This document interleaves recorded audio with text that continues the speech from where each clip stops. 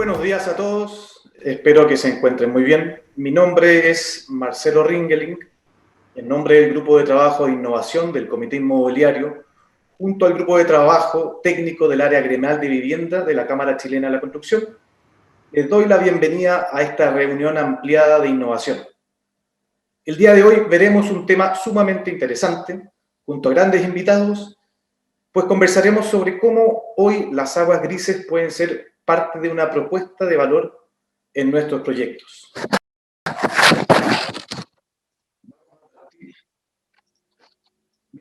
La motivación. Ustedes habrán visto en las noticias que ya la crisis hídrica en Chile es una cosa que está muy potente. Y eso un poco nos motiva de primera a buena a partir hablando en este tema. ¿Por qué queremos hablar de la reutilización de las aguas grises el día de hoy? Porque estamos pasando por un periodo muy prolongado de escasez hídrica en Chile y es momento de hacer algo al respecto.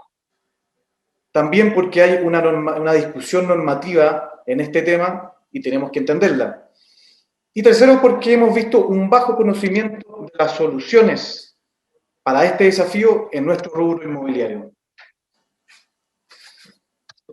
En este sentido, la reutilización de aguas grises está en una nebulosa y quienes se han atrevido a incorporar estas soluciones han debido enfrentar un camino tedioso, una normativa poco clara, pues si bien hay una ley, el reglamento del MinSal aún no está publicado ni aprobado, y en este momento esta ley no incluye a las inmobiliarias en el sector habitacional, pero sí es mejor prepararse.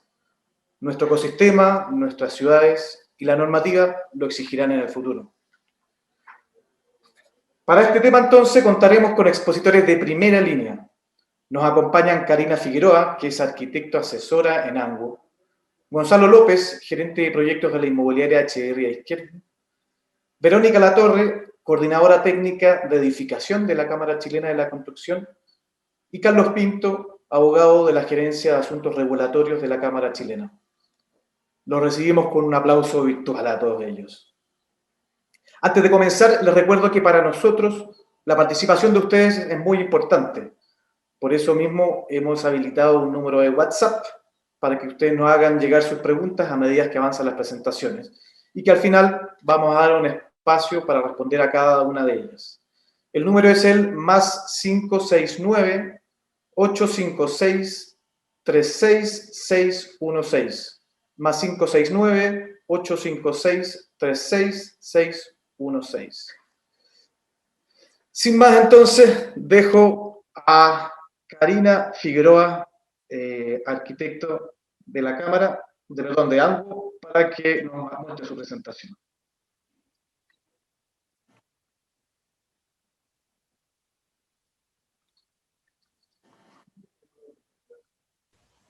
Gracias, Marcelo.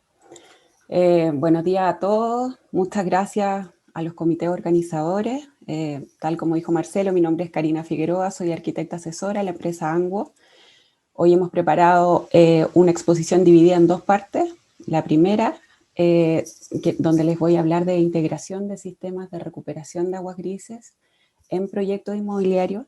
Y la segunda, a cargo de mi colega Cristian Lorca, el jefe de la línea de tratamiento de agua de ANGO, y nos va a hablar sobre las tecnologías para tratamiento de aguas grises.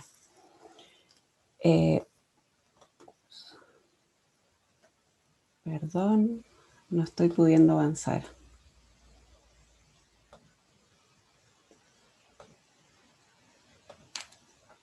Ahí sí.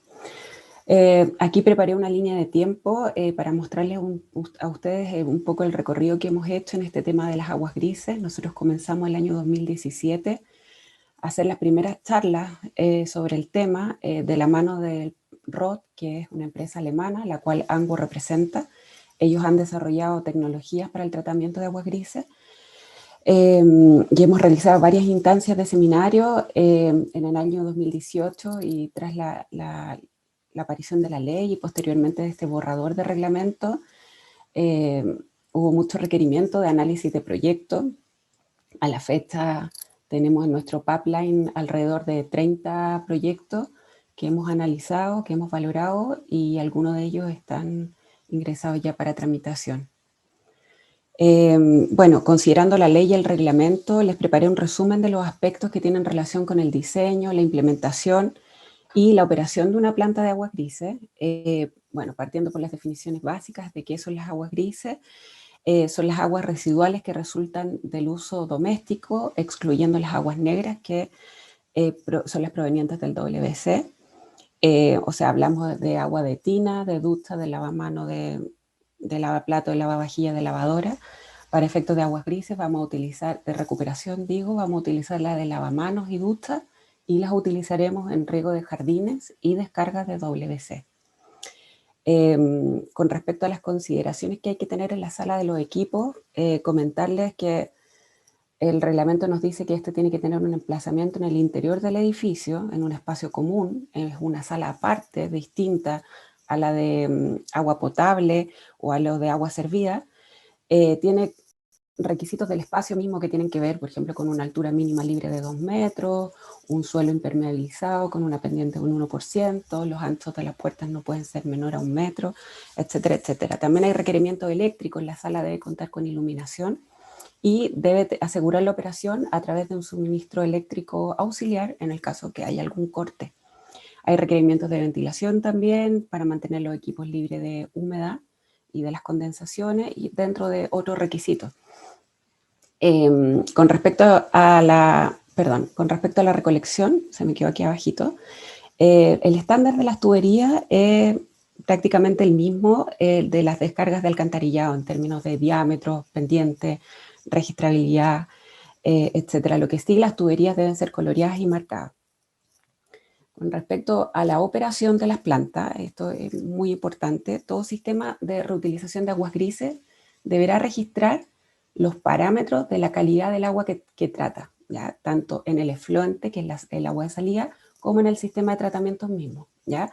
Los parámetros que se deben registrar son estos que están encerrados en esta tabla. Son la demanda biológica bioquímica de oxígeno, los sólidos suspendidos totales, los coliformes fecales, la turbiedad y el cloro libre residual. También hay que hacer otro tipo de registro. Por ejemplo, ¿en qué condiciones se ha usado el bypass? El bypass es una medida de seguridad que se debe implementar en las plantas de manera de poder evacuar agua, agua ya sea tratada o no, al alcantarillado ante cualquier emergencia. Después también hay que hacer un registro de las reparaciones, de las mantenciones que se le han realizado a la planta y una medición de cloro de manera diaria. A ver, con respecto a todo esto, a todos estos muestreos, ¿cada cuánto se deben hacer? Eso va a depender, ahí nos vamos a la tabla 4, del volumen de agua que estemos tratando. Si nuestro volumen es menor a 14 metros cúbicos día, el tipo de muestra es puntual y la frecuencia de muestreo es trimestral. No así, si es que estoy tratando más de 3 metros cúbicos al día, el tipo de muestra debe ser compuesta y la frecuencia de muestreo debe ser mensual. Bueno, aquí les traigo algunos ejemplos, casos de estudio donde hemos desarrollado proyectos y coordinación de especialidades a modo de ejemplo. Vamos a partir con este proyecto de edificio Marca Santiago de San Pablo, inmobiliaria de ISA, donde se han recogido aguas de ducha para su uso en riego. El proyecto está compuesto de 3 torres, como se puede ver aquí en este render. Una de 6 pisos, donde en la parte superior hay una huerta, otra de 11 pisos, donde en la parte superior hay una azotea transitable y otra de 23 pisos, ¿ya? El agua gris que vamos a recuperar está pensada a utilizarse para este espacio interior, que es una plaza, que aquí a la derecha muestro el plano, y para este espacio transitable, ubicado en el piso 12, ¿ya? Se excluyó la zona del huerto porque está prohibida el uso de agua gris para el consumo humano en general y para el riego de cultivos. Se proyectaron especies escogidas de bajo requerimiento hídrico, solamente cubre piso, no hay pasto, pensando también en la eficiencia del uso del agua, y el riego se consideró por goteo. Aquí aprovecho de hacerles el alcance de que el reglamento no permite el riego por aspersión. En el caso de que se proyecte pasto, este debe hacerse mediante riego subterráneo.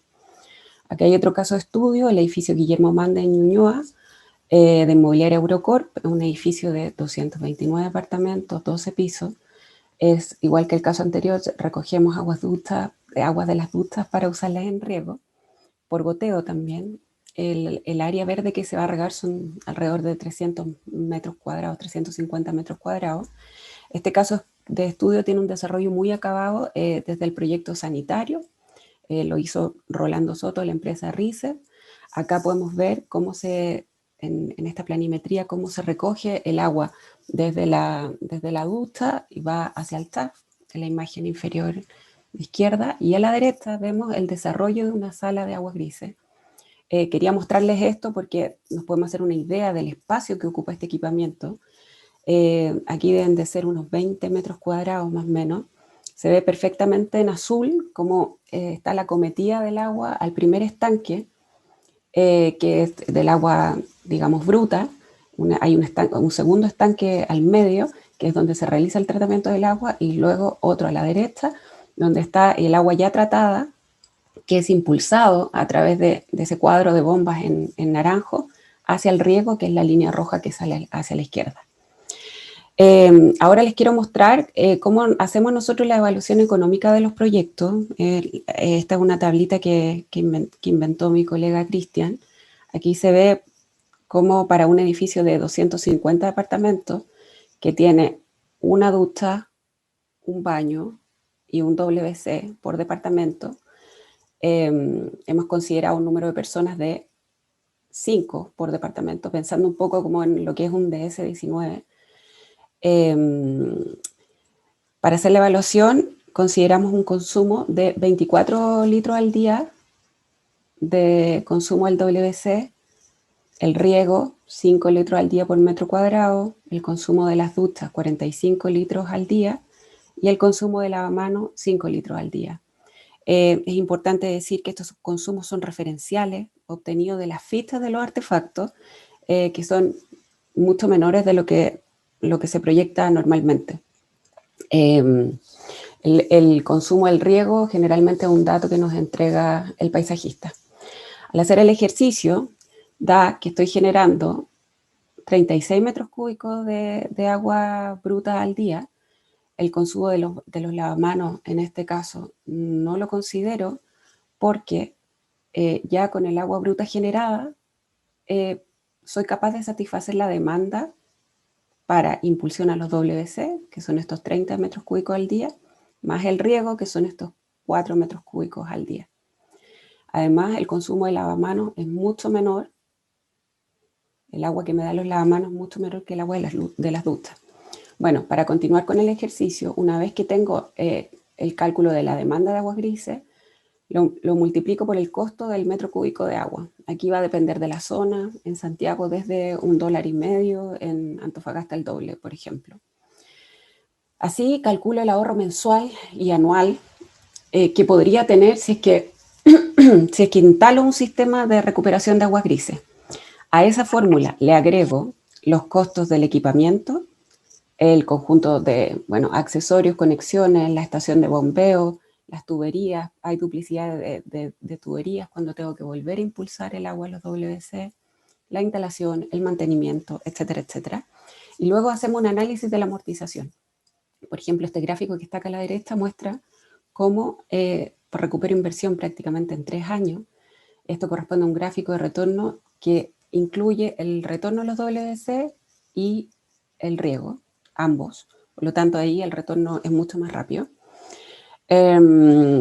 Bueno, estos números son súper auspiciosos, pero aún así algunos inmobiliarios nos han comentado que afrontar el costo de esta inversión extra no es atractivo porque no ven el retorno. Yo sí les hago el llamado de pensar en el retorno del intangible, ¿no? De poder ver asociado su proyecto a una iniciativa sustentable.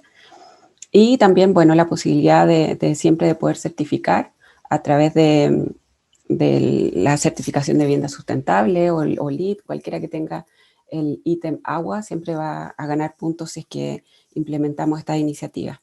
Por último, me gustaría mostrarles nuevos modelos de financiamiento. Esto es un sistema o un modelo creado por la empresa Fluencia, con quien trabajamos de la mano en muchos proyectos. Ellos crearon un sistema que se llama DBOT, que las siglas son Diseño, Construcción, Operación y Transferencia. Consiste básicamente en un llave en mano desde el inicio, desde la realización del proyecto hasta la operación, con un contrato que se hace como a la manera de una ESCO, en el que se hace un contrato a X cantidad de años, durante el cual ellos están cobrándose de los ahorros que generan en la comunidad en términos de agua, y posteriormente, al cabo de estos X años, cuando ya se acaba el contrato, la planta pasa a ser parte de la comunidad. Así, el tema de inversión inicial ya no sería un problema para los desarrolladores inmobiliarios.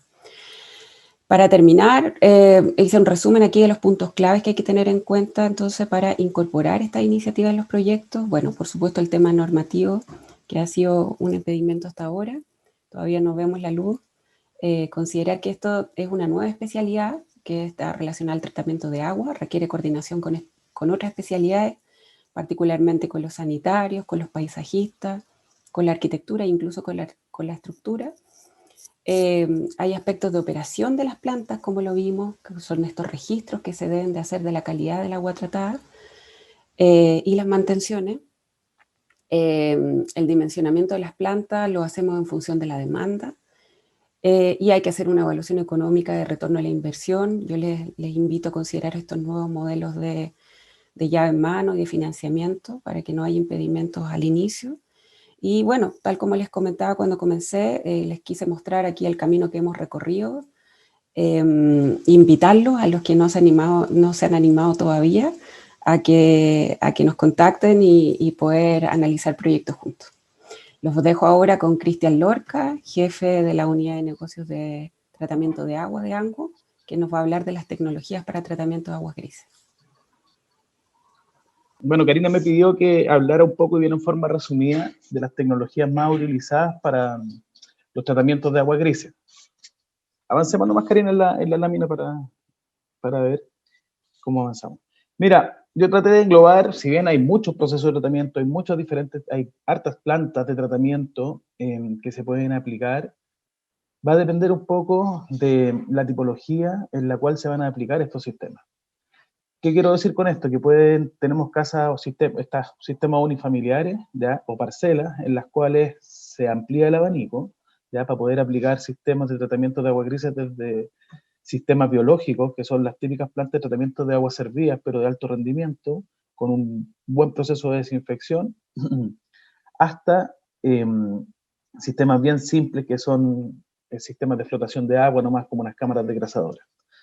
Para la tipología de edificios, que son los que presentó Karina antes, y que son los proyectos que más hemos evaluado, yo me centraría en los procesos que te indico acá, y que los voy a detallar de manera bien sencilla. Cuando hablamos de procesos biológicos aeróbicos, ¿ya? Lo que nosotros estamos señalando es que vamos a colocar una planta que va a requerir de bacterias para que hagan un proceso, como lo dice ahí, aeróbico, y puedan descomponer la materia orgánica. ¿Qué es lo que vamos a recibir básicamente en un agua gris? Un agua gris es algo, entre comillas, sencillo de tratar, ¿ya? Es un agua que nos va a traer sólidos, una concentración de sólidos suspendidos, no muy alta, ¿ya? Basada principalmente en jabones, detergentes, ¿no es cierto?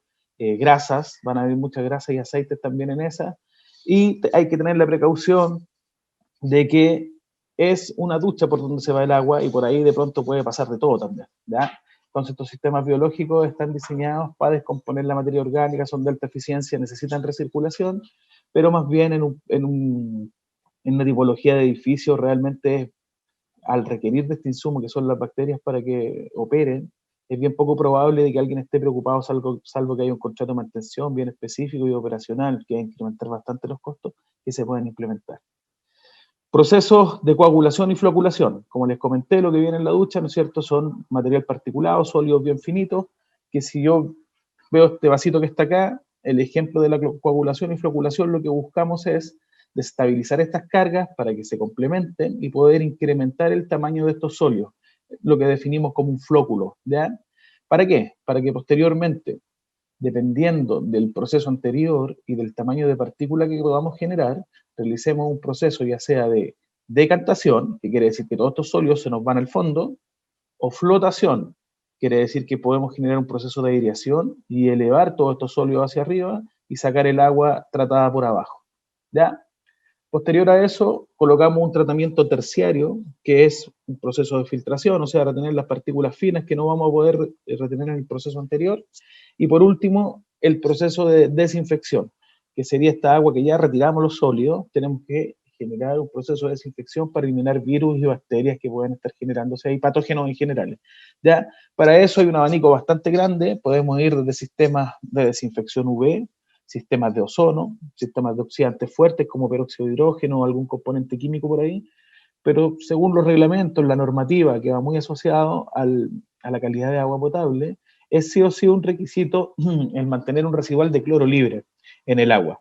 Entonces, como desinfectante, yo diría que por más que tengamos estas tecnologías de ozono, UV o algún oxidante fuerte, al final del proceso tenemos que sí o sí agregar una concentración de cloro que va entre 0,2 y 0,5 partes por millón. Por favor, Karina, adelante. Bueno, desde el punto de vista de las tecnologías de las plantas, como les dije, están estas plantas de alto rendimiento, que son estas plantas de aguas servidas, que yo diría totalmente descartado para lo que es edificio, ¿ya? Existen también sistemas que son biológicos, quiero decir que se producen estos sistemas aeróbicos, procesos de filtración, y la filtración es bien entretenida cuando son sistemas unifamiliares, porque incluso se pueden complementar hasta con sistemas acuáticos, sistemas biológicos, en donde van plantas, lombriculturas, cosas de ese tipo, que ayudan a la descomposición de la materia orgánica.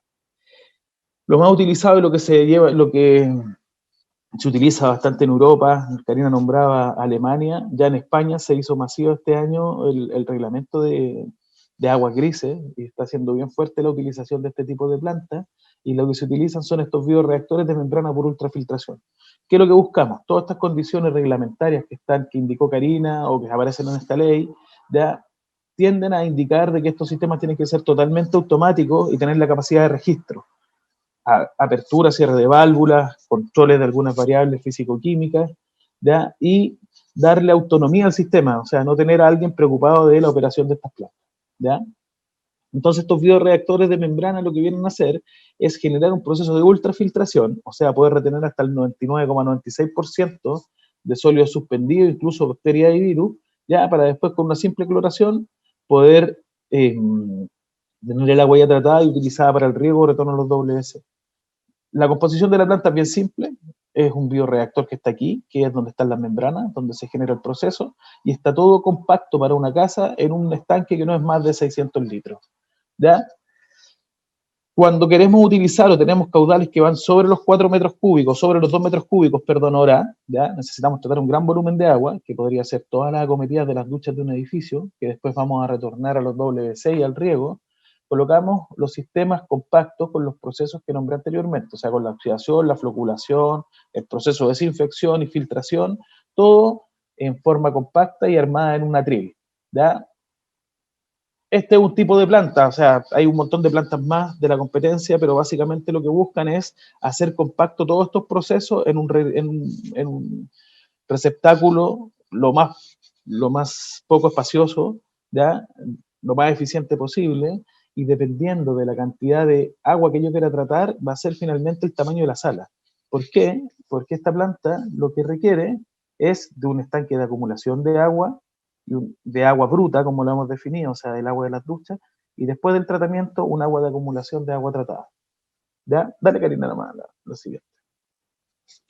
Quise colocar este esquema conceptual, que puede ser cualquier tipo de planta de aguas grises, todas van a tener un comportamiento similar. Vamos a tener este estanque que les comentaba, que aquí se ve mucho mejor, ¿ya? Donde vamos a tener un prefiltro, que va a atrapar ese prefiltro desde cepillos de dientes y todo lo que se imaginen sólidos que puedan venir desde las duchas, ¿ya? Van a quedar atrapados acá. ¿Ya? Este estanque va a tener un sensor de nivel y además va a tener un difusor de oxígeno para hacer una preoxidación de la materia orgánica. En caso de que el sistema estemos recibiendo más agua de la que necesitamos procesar, va a tener un rebosadero, ¿ya? Y además va a tener un sistema de nivel, todo comandado a través de un PLC que va a permitir evacuar agua en caso de que nos sobre o en caso de que necesitemos más. Posteriormente va a haber una serie de válvulas que se van a abrir automáticamente, un segundo prefiltro para sacar, si es que acá se nos pasó algo, lo va a tener un segundo prefiltro acá, lo va a tomar una bomba de alta presión, esa bomba de alta presión lo va a dirigir hacia un sistema de filtración, ¿ya? Y ese sistema de filtración, una vez filtrada el agua, va a pasar hasta el estanque de agua tratada. Entre el estanque de agua bruta y el sistema de filtración, se van a agregar los productos que van a permitir estos procesos de floculación, coagulación, oxidante. Esto que suena tan raro, tan químico, tan complejo, así del coagulante y floculante, no es nada más que el típico producto que está en todas las tiendas del retail, que son, ¿no es cierto?, los decantadores que compramos para las piscinas. Y el oxidante, bueno, es cloro, no es nada más que eso.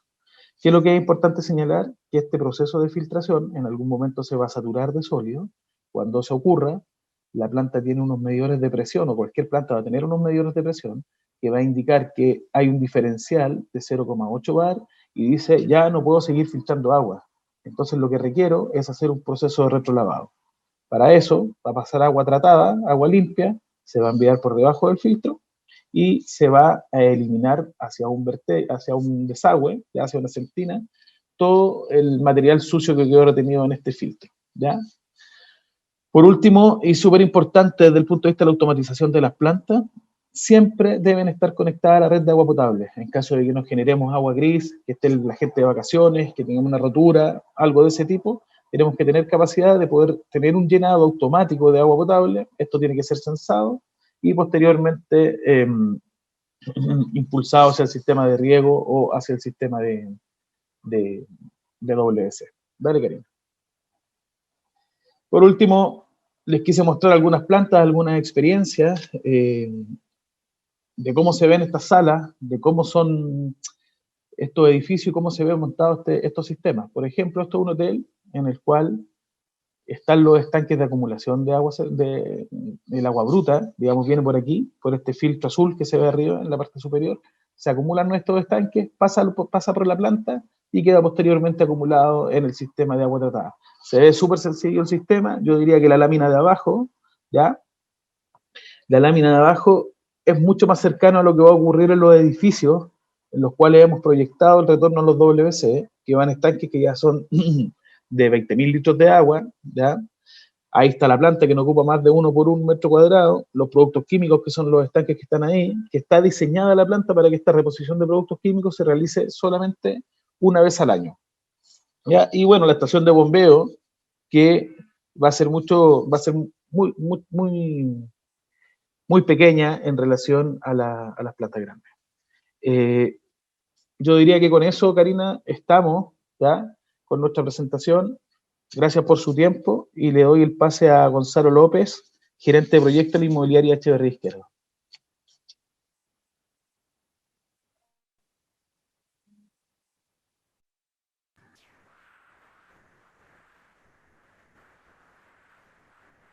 Hola, buenos días. Gracias por estar presente hoy día y gracias por el espacio que nos dio el Grupo de Trabajo de Innovación de la Cámara Chilena de Construcción para presentar nuestra experiencia y nuestra motivación como inmobiliaria de evaluar, finalmente ir por un sistema de reciclaje de aguas grises en uno de nuestros proyectos. Como puse como título de esta presentación, aguas grises y motivación. ¿Qué es lo que nos motiva a nosotros como inmobiliaria? Nosotros somos una inmobiliaria desde que ya hace mucho tiempo, yo diría más o menos hace unos 7 u 8 años, en que estamos preocupados por el triple impacto. ¿Por qué? Porque históricamente el negocio inmobiliario en Chile ha sido mal visto, ha sido como el malo de la película, digamos. Y nosotros, desde el directorio, la alta gerencia y de ahí para abajo, somos unos convencidos de que no solamente nos tenemos que preocupar por el resultado económico, que sin duda es lo que nos mueve y nos hace perdurar en el tiempo, pero también estamos muy preocupados de lo que se llama el triple impacto, que es el impacto económico que tiene nuestra actividad, el impacto medioambiental y el impacto social. Y eso es lo que mueve nuestras decisiones. ¿Y cómo afrontamos esto en la práctica, digamos? A través de dos perspectivas bien concretas, digamos. A través de la innovación. El grupo Echeverría Izquierdo ha sido un grupo desde el inicio innovador, desde cuando era solamente una constructora, liderada por Fernando Echeverría. Se atrevió en los años 80, 90 y los 2000 a introducir nuevas tecnologías en el mundo de la construcción, post-tensado, fundaciones profundas, nuevos software para el estudio de propuestas, etc. Porque es un convencido de que solamente innovando se puede perdurar y hacer una diferencia con respecto a la competencia. Cosa que hasta ahora nos ha dado buenos resultados, digamos. Y ahora esta patita de innovación, también ya hace un tiempo le hemos agregado el tema de la sustentabilidad, de hacernos cargo de situaciones que están a la vista de todos, digamos, el cambio climático, escasez hídrica en este caso, mayor consumo energético, etcétera. Entonces, dentro de la inmobiliaria y dentro del grupo Echeverría Izquierdo, somos alrededor de 7 empresas, hay gerencias de innovación por cada unidad de negocio, en donde cada una, con su propio rubro, trabaja la innovación y la sustentabilidad. Como iniciativas de innovación de los últimos años, tendiente a la industrialización que la hemos hecho en conjunto con la constructora Echeverría Izquierdo, está la introducción del moldaje monolítico, por ejemplo, baños prefabricados, que esto es un gran paso hacia armar un edificio, más que construir un edificio. O sea, hacer los baños en una fábrica y luego se montan en la obra gruesa. Y esta estandarización y prefabricación de elementos como muebles de closet, muebles de cocina, tabiquería, y así vamos pensando en qué otras cosas más podemos estandarizar y prefabricar. En cuanto a la sustentabilidad, por lo menos ya nuestros últimos 5 proyectos tienen plantas fotovoltaicas, cada vez más potentes, digamos, para dejar un beneficio a la comunidad. Que esto es un retorno que nosotros no vemos directamente, porque nosotros estamos en el negocio de venta de departamentos. Todavía no estamos en el negocio multifamily, donde esto podría tener un poco más de sentido, pero dejamos esto como valor agregado para la comunidad. También ya fuimos el primer edificio, tuvimos el primer edificio con cargadores para autos eléctricos, preparado para la electromovilidad, y ya en nuestros siguientes edificios que están en carpeta, todos van a tener, sin excepción, cargadores para autos eléctricos. Obviamente no todos los estacionamientos, pero varios. Y también para prescindir un poco del gas e ir a este mundo un poco más descarbonizado, que se está hablando últimamente, con el cierre de plantas de carbón y todo eso que vimos en el mes pasado de diciembre. Para el agua caliente sanitaria hemos ya estado incorporando bombas de calor, que es un sistema eléctrico para generar agua caliente sanitaria. Y con eso nos desprendemos totalmente de la necesidad de tener gas dentro del edificio. También de iniciativas de calidad de vida, dentro de nuestras comunidades hemos puesto estaciones de reciclaje como Punto Limpio, en todas también. También esto nos llena de harto orgullo, que son departamentos de accesibilidad universal. Se hizo un levantamiento con distintos grupos de personas con distintos tipo de discapacidad, discapacidad motora, visual, del habla, etcétera, auditiva, y pensamos en las necesidades que tienen ellos en un departamento. Y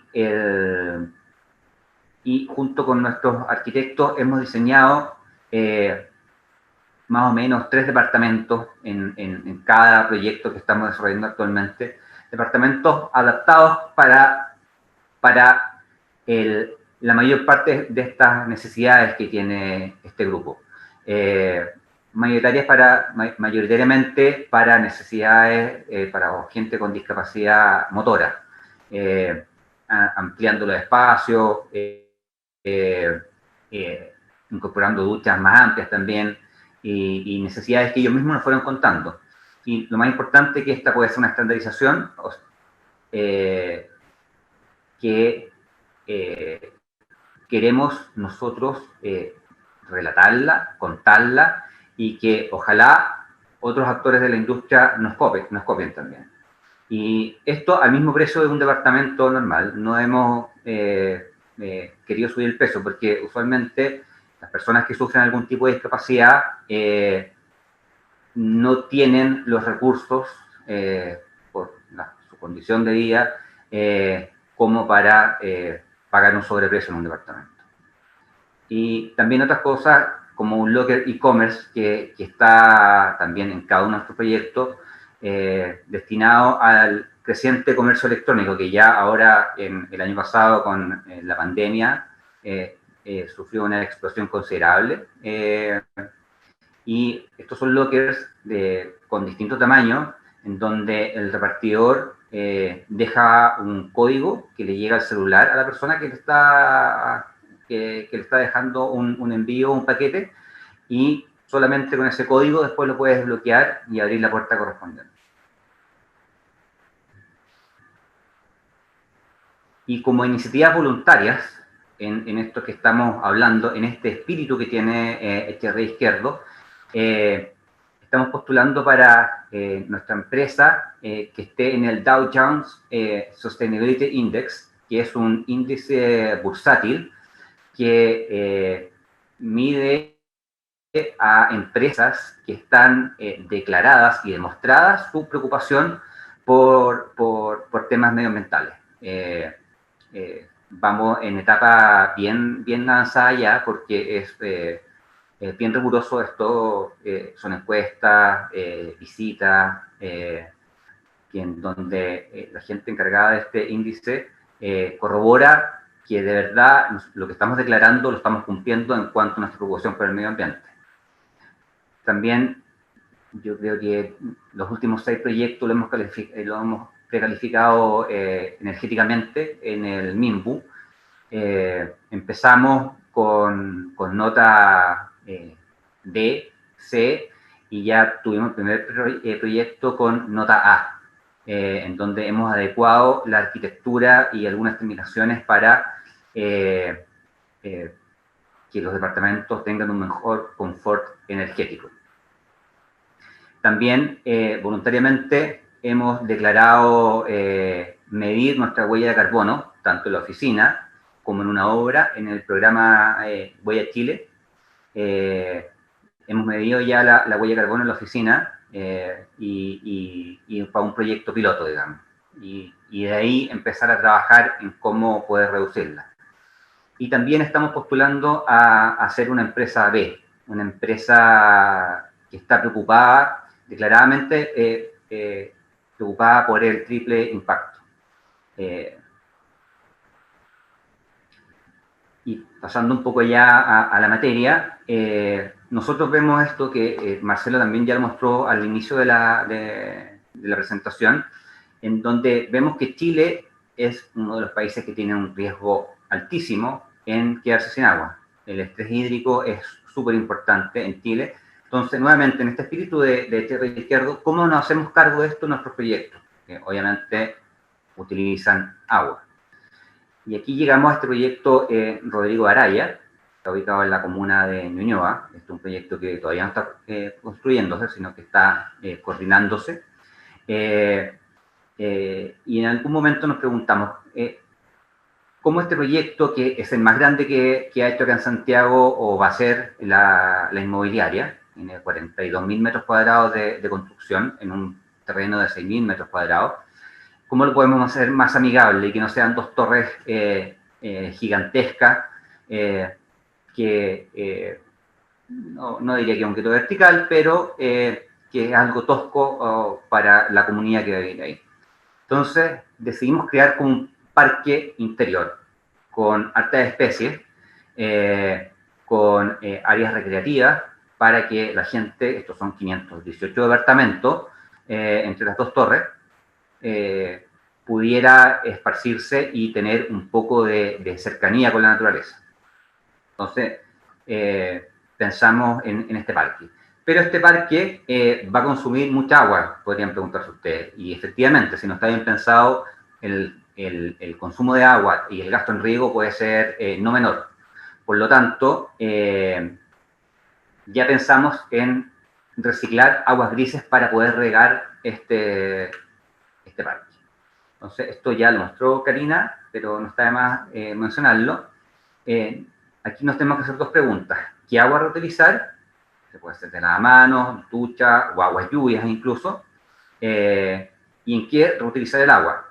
En una postura un poco más liviana, solamente el riego de estas áreas verdes, o en una perspectiva más full de lo que es el reciclaje de aguas grises, ya para rellenar los WC de los departamentos. Entonces, nuevamente, ya lo mencionó Karina, aquí contamos con la asesoría y la proyección de esto de Rolando Soto, a quien agradezco parte de esta presentación también, de Research. ¿Qué hizo esto? ¿Qué agua utilizamos? Alternativa 1, 100% de la ducha, que nos dio un volumen acumulado de agua. ¿Y en qué la reutilizamos? En riego. Entonces, se proyecta de qué baños son aptos para captar estas aguas grises. Aquí el tamaño del shaft es más grande, porque obviamente hay que tener una descarga especial para que baje el agua gris de estas duchas. Y esta agua, nuevamente, hay que ver el recorrido por donde va y llega al lado de los estanques, en la sala de bomba, donde, como ya lo dijo Cristian, hay que tener también bombas y estanques específicos para las aguas grises, que es lo que dice ahí como aguas grises. Entonces, como equipos, necesitamos el equipo Ecostep, que estamos trabajando con ANGO, una bomba de riego por goteo, porque como ya mencionaron, no hay una norma clara todavía, porque está la ley, pero no está el reglamento. Entonces, hay un borrador de reglamento, pero no se ha clarificado todavía. Entonces nosotros estamos trabajando sobre supuestos, pero no estamos arriesgando con esto. Una centina para rebalse y la alimentación para el agua potable para el relleno. Y la alternativa 2 era un poco más ambiciosa, que es lo que le mencionaba yo como alternativa full. Es ya utilizar agua de más departamentos. ¿Y para qué? Para rellenar los WC aparte del riego. Entonces, vimos los volúmenes y vimos también que este proyecto ya tenía una arquitectura más o menos bien desarrollada. Entonces, es importante que si alguien se entusiasma con esto, que lo considere desde el día 1 en su proyecto, que ya sea parte integral de la arquitectura. También el recorrido, ¿sí? Oye, en virtud del tiempo, te pediría si pudiera ir capitulando un poco la presentación que ya, queda. me queda muy poco. Dale. Me queda muy poco, sí. Entonces acá esta alternativa 2 era mucho más engorrosa para la arquitectura que ya teníamos. Necesitábamos más equipos. De hecho, necesitábamos devolver el agua al edificio, hacer matrices nuevas que retornaban esta agua gris y luego distribuirla a los departamentos. Entonces, optamos por la alternativa 1, que es el riego. ¿Qué aprendizaje tuvimos con este proceso? Digamos que, insisto, todavía no está construido, así que estamos aprendiendo todavía. Hay una gran incertidumbre con la normativa al no estar promulgado el reglamento. El reglamento dice cosas, no está muy enfocado en proyectos inmobiliarios, entonces no es un riesgo que estamos corriendo. También con Agua Andina hay un vacío con esto, ya que tampoco tiene considerado mucho el tema de aguas grises, entonces no es de mucha ayuda. Es un sistema que es más caro, encarece el costo del proyecto y del edificio, sin duda. Y hay que pensarlo desde la concepción del proyecto, como les dije, desde el día cero, declarar que queremos aguas grises, porque si no después cuesta mucho incorporarlo. Y sin duda esto tiene más sentido en un multifamily, donde el agua gris puede reducir los costos de operación de un edificio. Y ya como reflexiones finales, lo que nos preguntamos nosotros como inmobiliaria, ¿nos compran más por estas cosas? ¿Nos eligen por estas cosas? Probablemente no. ¿Y nos importa esto? Y aquí vemos lo que nos pasa a nuestro alrededor, muy unido con lo que dije al inicio de la presentación. Vemos que no toda la población puede acceder a una vivienda digna. Contaminación, que nosotros acá en Chile, en Santiago, ya conocemos hace mucho tiempo. Muertes por contaminación. Gran consumo energético que crece día a día. Entonces, esas son las cosas que a nosotros nos gusta hacernos cargo como inmobiliaria y llevar la punta de lanza en esto en la industria. Eso es lo que nos importa. Y para nosotros tenemos una frase acá internamente, que el estándar no puede ser hacerlo legal, sino que es hacer lo correcto.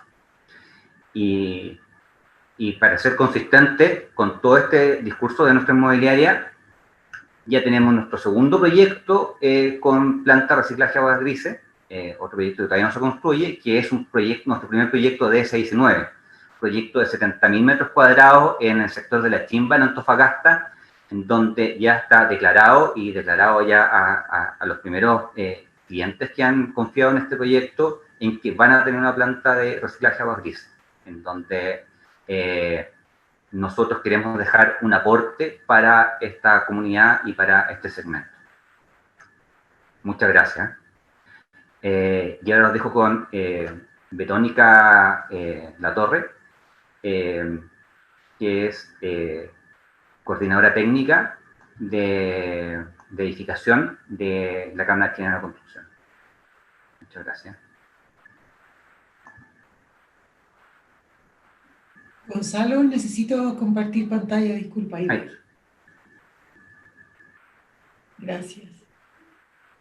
Bueno, muy buenos días. Gracias a todos por estar acá y por acompañarnos. Es importante decir que tanto la presentación mía como la de Carlos Pinto son dos miradas respecto principalmente de los mismos documentos y de la situación actual en torno a la ley de aguas grises, y por lo tanto son completamente, absolutamente complementarias. Entonces, tenemos la ley de aguas grises, que se llama la ley que regula la recolección, reutilización y disposición de aguas grises. ¿Cuál es el gran aporte o el gran avance que tiene esta ley? Es que incorpora el concepto de agua gris tratada, de qué es lo que es una red pública, qué es lo que es una red privada, qué es lo que es un sistema colectivo, qué es lo que es un sistema individual, y también identifica al usuario. Al hacer esto, lo que hace es que define este marco de estándares para que estos sistemas, tanto en área rural como urbana, puedan funcionar. ¿Por qué son importantes? Porque la industria de la construcción somos una industria de cosas concretas, por lo tanto los estándares son el camino que tenemos nosotros para poder implementar o estar seguros de que estamos implementando bien algo. Y de ahí el comentario que hacía Gonzalo unos minutos atrás. La ley es una ley bastante breve, señala los usos que le podemos dar a las aguas grises, habla de usos urbanos, recreativos, ornamentales, industriales y ambientales. En honor al tiempo no me voy a detener en cada uno de ellos, tienen una descripción bastante breve, pero también establece los usos que no se le puede dar a las aguas grises tratadas. En ese sentido, habla de que no podemos usar estas aguas tratadas para regar, por ejemplo, árboles frutales, verduras, huertas, como se mencionó en un principio, y eso es algo que no tiene que ver con el reglamento, sino que viene desde la ley. Desde la ley vienen acotados los usos que podrían y no podrían darse para este tipo de agua. Y en ese sentido, para los proyectos que no va a ser obligatorio, esto es una variable que va a permitir determinar la conveniencia o la oportunidad de incorporar estos sistemas al proyecto. Un segundo, habiendo dicho lo anterior, también es muy importante lo que mencionó Gonzalo respecto del grado de madurez del proyecto de arquitectura. Esta es una decisión que se tiene que tomar de alguna manera lo más temprano posible para que sepamos que efectivamente vamos a poder cumplir con los espaciamientos y todo lo demás, que son temas que están en el borrador. Ahora, la ley dice: todo proyecto no habitacional de 5.000 metros cuadrados o más debe contar con un sistema de tratamiento de aguas grises. Ahí está la primera obligatoriedad. Y la ley también nos habla de dos reglamentos. Nos habla de la ordenanza y nos dice, además de todos estos proyectos que aparecen acá, que son de 5.000 metros cuadrados o más, no habitacionales, será la ordenanza la que nos va a decir cuáles son los otros proyectos que sí o sí deben contar con un sistema de tratamiento de aguas grises. Y también nos habla de un reglamento de la autoridad sanitaria, que por ejemplo aparecía en la primera presentación, donde se hablaba, por ejemplo, de las frecuencias con las que se tienen que hacer las mediciones, la calidad del agua, el bypass, cada cuánto tiempo puede esperar el agua tratada en el estanque, etcétera, etcétera. Ese reglamento al que refiere la ley lo va a dictar MinSal, y ese es el reglamento, este segundo, el reglamento de la autoridad sanitaria, es el reglamento del que solo conocemos hasta ahora un borrador continuo. Ahora, la ordenanza se modificó hace un poco más de un mes, y lo que nos dice es todas las otras edificaciones que deben contar sí o sí con un sistema de tratamiento de agua grises, y los casos que nos habla son 3. Entonces, nos habla, perdón, me voy a poner un poco por acá para poder, disculpen, nos habla de edificaciones ubicadas en área urbana o rural, de hospedaje y servicios cuya carga de ocupación sea superior a 100 personas, educación con carga superior a 500 personas, carga de ocupación, y comercio con carga de ocupación superior a 250 personas. Y esto lo hace acotado a un tramo, entre comillas, del territorio nacional, porque de esta manera se está refiriendo a algo que exige la ley, que es la ubicación o la localización del proyecto en términos geográficos, dado que por las características de nuestro país van a haber algunos lugares donde sea mucho más justificado que en otros.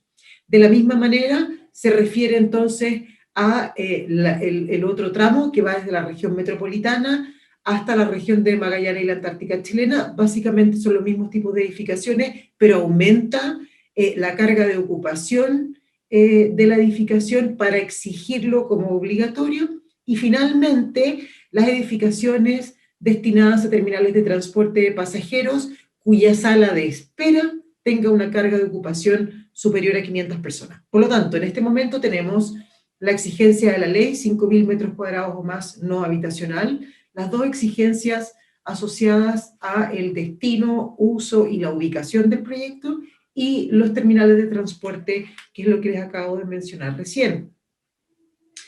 Entonces dice, sin perjuicio de lo anterior, ¿cierto? Podrán estar ubicadas en distintos lugares del edificio. Habla de cuándo esto debe ser considerado dentro de la constructibilidad o no. Eso viene dentro de lo que nos indica la ordenanza, indica cuándo debe estar delimitada, dependiendo de si son entonces colectivas o individuales, y por supuesto que lo vincula a la modificación de la ordenanza del 4 de marzo de 2016 respecto de accesibilidad universal, en el sentido de que no debe interferir con la ruta accesible en ningún punto. Actualmente, entonces, estamos a la espera del reglamento de la autoridad sanitaria, que aún no se ha publicado, pero sí les podemos comentar que, como parte del trabajo técnico que nosotros hemos hecho, conocimos, analizamos el borrador que se disponibilizó en su momento, y la conclusión general a la que llegamos con la ayuda de expertos es que los estándares propuestos en este documento inicial son bastante adecuados para su uso posterior, conforme lo señala la ley. Ahora, cosas que son importantes. Uno, la madurez del proyecto de arquitectura. Si el proyecto de arquitectura está muy avanzado, es poco probable que podamos tomar la decisión de incorporar un sistema de agua grises. Otro tema que es importante es que este borrador de reglamento no habla de, entre comillas, el parque existente de sistemas de tratamiento de agua grises y cómo podrían sumarse, ¿cierto?, a esta normativa y estar en de alguna manera al día con la regulación. Y por último, y un tema que no es menor, sería esperable, la ley no lo menciona, que sí se hicieran modificaciones al RIDA en términos de las variables de cálculo asociadas a agua potable y alcantarillado. Nosotros sabemos que el escurrimiento del alcantarillado, ya sean aguas grises o aguas negras, ocurre de manera gravitacional y tiene que asegurar el autolavado. Creo que respondí las dos consultas que estaban en el chat. En este momento nos va a compartir su presentación Carlos Pinto, quien es abogado de la Gerencia de Asuntos Regulatorios de la Cámara, y como yo les mencioné anteriormente, tanto la presentación mía como la de Carlos están pensadas para ser complementarias y dar una mirada respecto de la situación actual. Muchas gracias.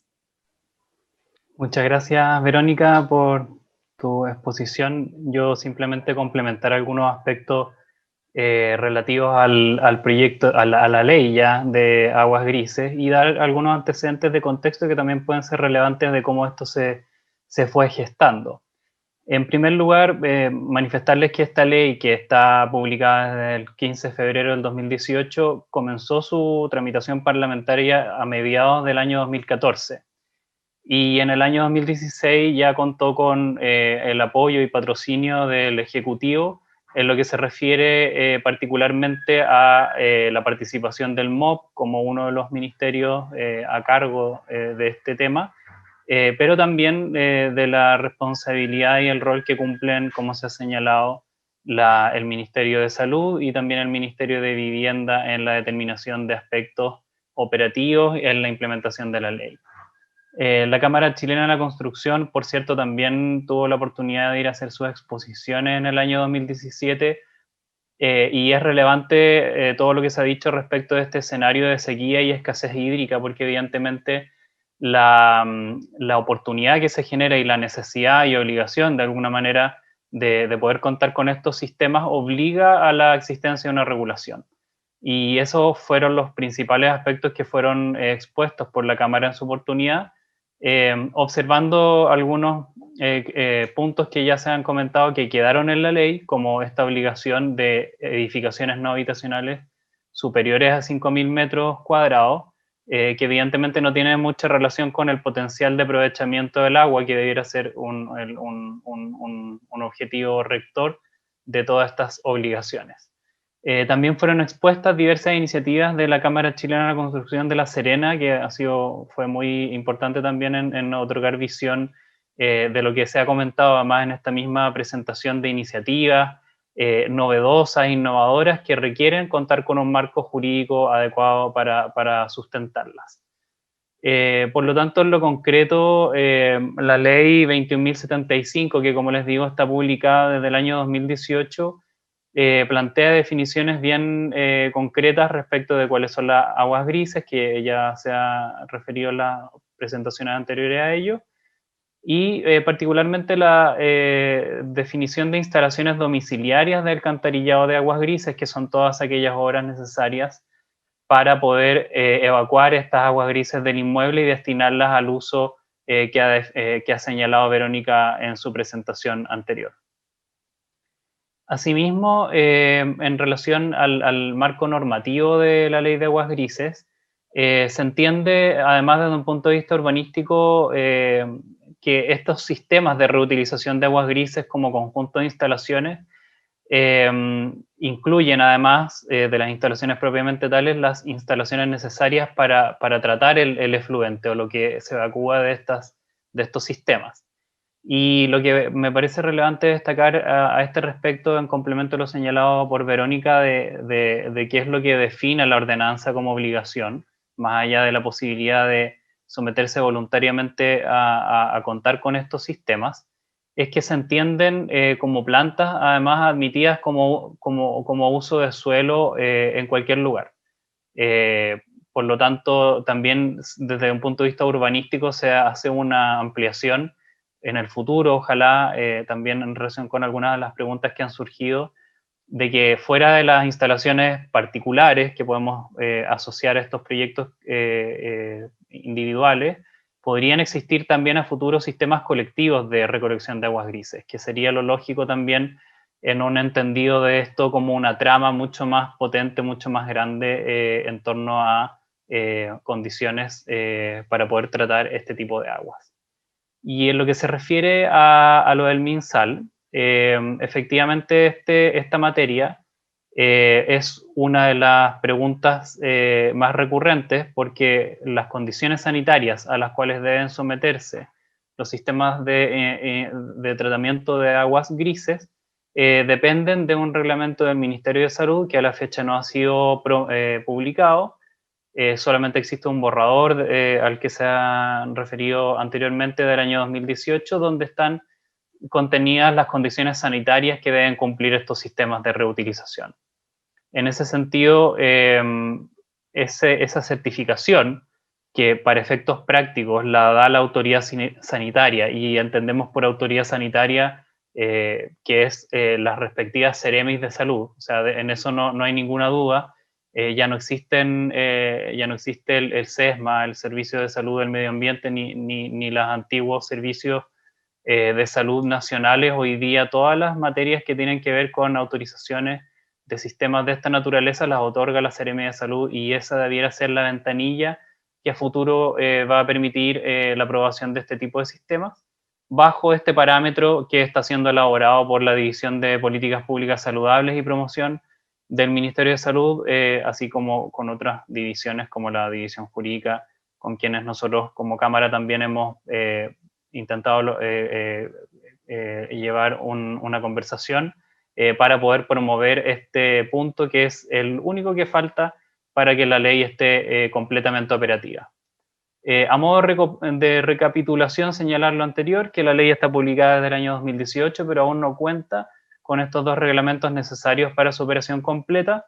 Verónica ha señalado anteriormente que recientemente, el 17 de diciembre del año pasado, se publicó esta modificación de la ordenanza que aborda la regulación de estos tipos de sistemas, las obligaciones que le corresponden a algunas edificaciones en específico, y la necesidad de contar, para efectos de la recepción definitiva de las obras, de la resolución que aprueba el proyecto de reutilización de aguas grises emitidas por la Autoridad Sanitaria Regional, que eso se debiera realizar a futuro en base a esta pauta, estos parámetros ya señalados. Ahora, a este respecto, yo, sin ser experto naturalmente en materia técnica en lo hídrico, sí hay varios antecedentes de normas de calidad referidos a sistemas de similar naturaleza, por lo tanto no se parte acá de cero. Evidentemente hay bastantes avances en materias de otras normativas que pueden servir de base para la definición de estas condiciones sanitarias. Y en lo que se refiere a los proyectos obligatorios o cómo esto a futuro afectará desde el punto de vista de los permisos de edificación a los proyectos que deban contar con estos sistemas de reutilización de aguas grises de manera obligatoria. Señalar que la modificación de la ordenanza de alguna manera está vinculada a la dictación de este segundo reglamento del MinSal, y las disposiciones que recientemente fueron ingresadas recién van a entrar en vigencia 180 días después, o sea, 6 meses después de que se publique el reglamento del MinSal que contenga las condiciones sanitarias. Y en esos casos, los permisos de edificación que se soliciten a partir de la entrada en vigencia, de esta fecha de entrada en vigencia, que son estos 6 meses posteriores a este reglamento del MinSal, deberán contar, serán exigibles para estos nuevos permisos de edificación. En ese sentido, es muy relevante lo que se ha señalado respecto de la consideración de estos sistemas desde un origen, porque está vinculado en el fondo a la solicitud del permiso de edificación y también luego en la recepción en lo que se refiere a contar con la autorización sanitaria.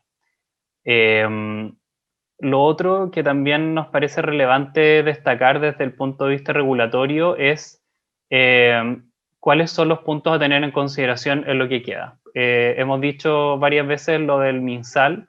Nosotros tenemos la esperanza de que esto pueda salir lo más pronto posible. Eso evidentemente depende del Ministerio de Salud y evidentemente también estamos en un contexto en lo cual eso es difícil de esperar de que se encuentre dentro de las principales prioridades, pero siendo evidentemente también una prioridad desde el punto de vista ambiental y en lo que se refiere al tema de la sequía y a la eficiencia hídrica, también es prioritario y posteriormente tiene que pasar por los trámites de Contraloría, en fin, así que tomará unos meses.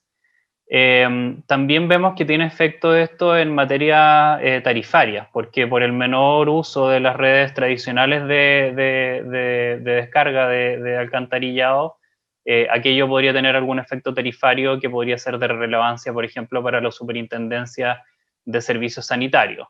El tercer punto, que ya también se ha comentado, es esta obligación general, que es una consideración general para unidades no habitacionales o edificaciones no habitacionales de más de 5.000 metros cuadrados que a futuro deberán contar necesariamente con este tipo de estos sistemas. Y finalmente también hay un aspecto de la ley que puede quedar un poco atrás porque es más teórico, pero no deja de ser relevante para poder todos estar en sintonía con promover esta iniciativa, es que las autoridades también tienen la posibilidad de elaborar programas educativos y de capacitación de reutilización de sistemas de aguas grises, considerando también estrategias de comunicación y sensibilización como las que específicamente estamos haciendo en esta jornada también, donde el Ministerio de Medio Ambiente podría también tener un rol que jugar. Esos serían los aspectos regulatorios. Yo le devuelvo la palabra al presidente, a Marcelo. Gracias, Carlos, muy completa tu presentación. Y muchas gracias también a todo el resto de los expositores. Es un tema muy interesante y creo que tenemos unos pocos minutos para hacer algunas preguntas.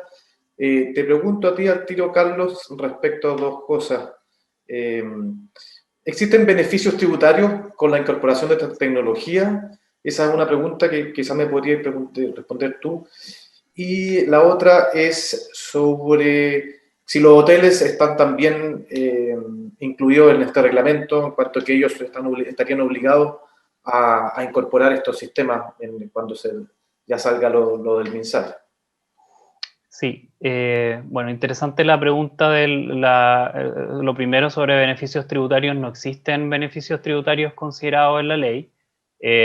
Podría haber sido una materia en la lógica de promover este tipo de iniciativas, pero no se considera eso en el texto actual de la ley.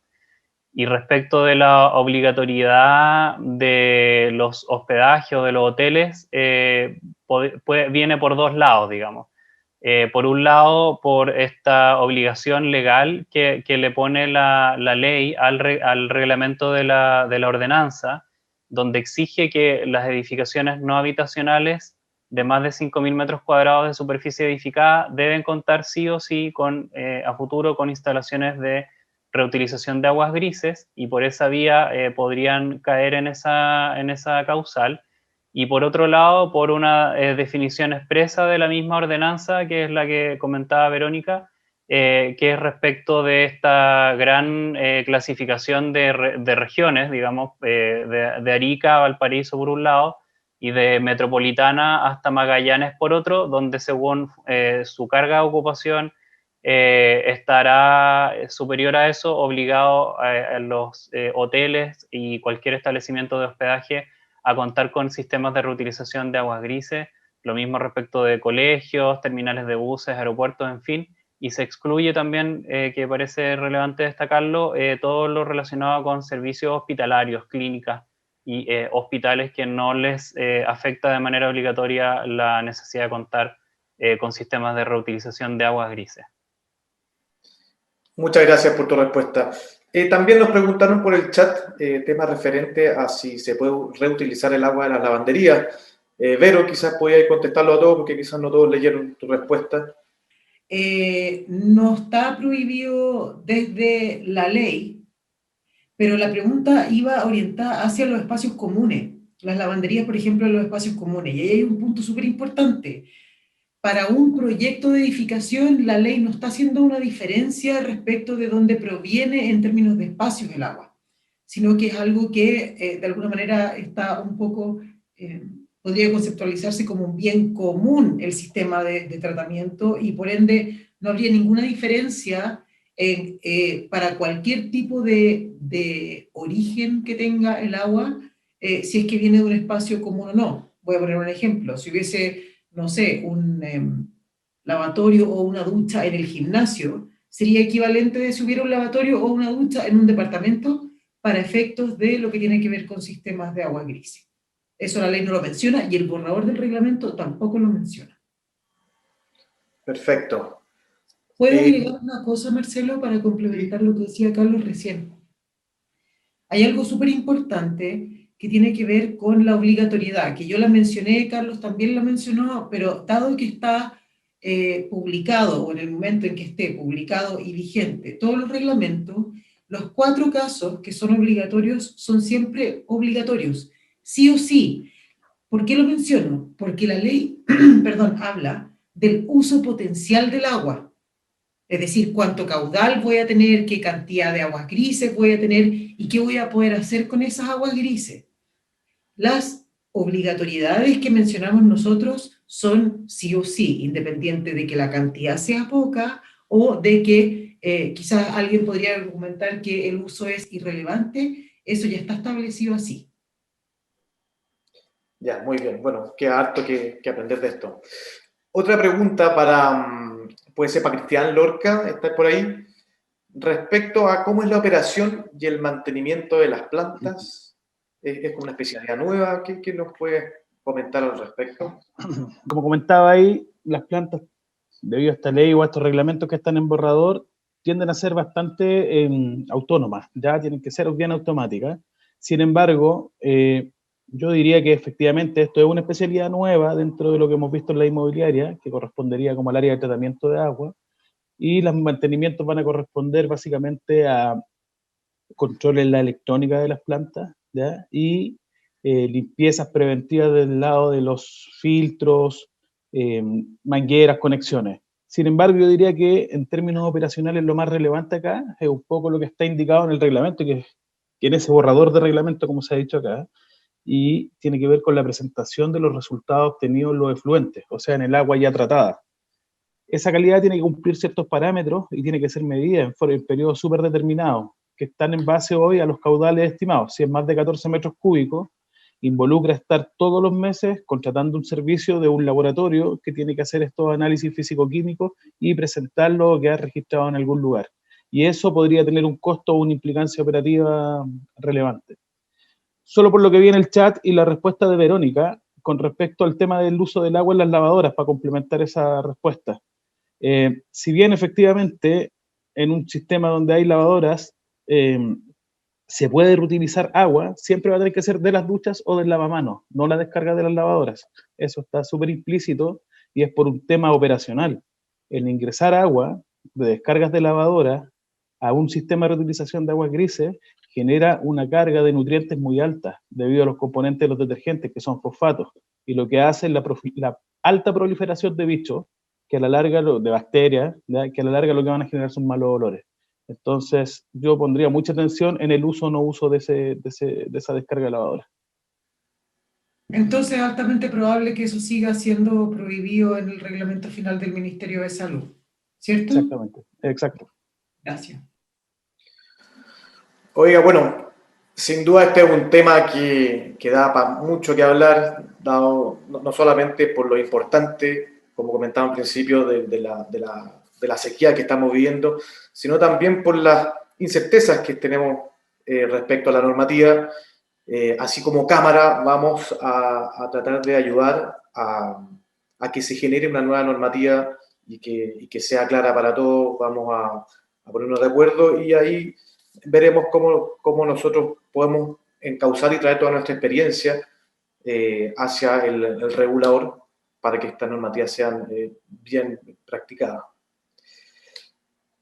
Vamos entonces poniendo fin a esta instancia. Quiero darle muchas gracias a todos los expositores por su tiempo, por su dedicación y por el contenido de calidad que nos presentaron. Espero que haya sido útil para todos ustedes también, nuestros queridos socios. Y antes de despedirnos, les recuerdo que por favor contesten la encuesta que va a salir en pantalla, que nos permitirá ver qué temas son de su interés y también cuáles son los aspectos a mejorar.